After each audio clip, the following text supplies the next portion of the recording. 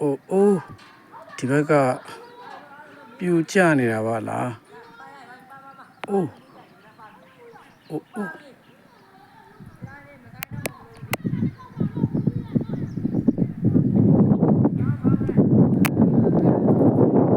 ကဘာလုံးစီဒီလေးပဲ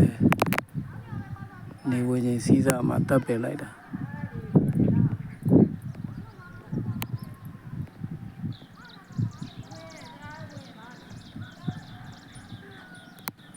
Oh my god ဟိုးထက်မှလည်းပြားလေးတဆူကဲရောက်ချင်နေတဲ့နေရာတော့ရောက်ပြီဗျာတောင်ထိပ်တဲ့စေဒီလေးတည်ထားတာအမတန်မှကြီးညိုစရာကောင်းတဲ့စေဒီလေးတွေ